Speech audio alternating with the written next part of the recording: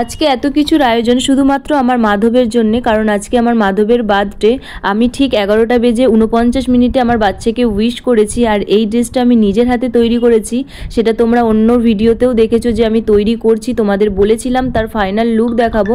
তো এটাই ছিল সেটার ফাইনাল লুক, আর মুটুকটাও আমি নিজের হাতে তৈরি করেছি। অবশ্যই কমেন্ট সেকশানে জানিও যে কীরকম লাগছে আমার বাচ্চাকে। তারপরে আমার আজকে যেহেতু ডিউটি ছিল, আমার নিজের যতটুকু সম্ভব আমি ততটুকু করেছি।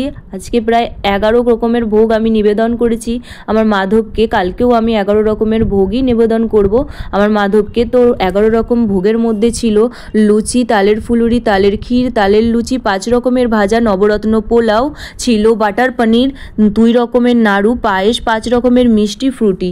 এই দিয়েই আমি ঠাকুরকে আজকে ভোগ নিবেদন করেছিলাম। আর কালকেও আমি 11 রকমেরই ভোগ নিবেদন করব, সেটার পুরোটা তোমাদের সাথে শেয়ার করব। তারপরে আমি পড়লাম ঠাকুরের অষ্টদশ শতনাম। আমরা হরিনাম করতে করতে অনেকটাই রাত হয়ে গেছিলো। তারপরে ঠাকুরকে সেবা দিয়ে আমরা বাইরে চলে গেছিলাম কিছুক্ষণের জন্যে। তারপরে এসে ঠাকুরের প্রসাদ তুলে তখন বাজে প্রায় 1:30। সকলের জন্য প্রসাদ রেডি করে নিচ্ছি যে সকলকেও দেবো, অনেকটাই রাত হয়ে গেছে। তো এইভাবেই আজকে রাতটুকু কাটে। টাটা এভরিওয়ান, তোমাদের সাথে পুরোটা দেখাবো আবার কালকে।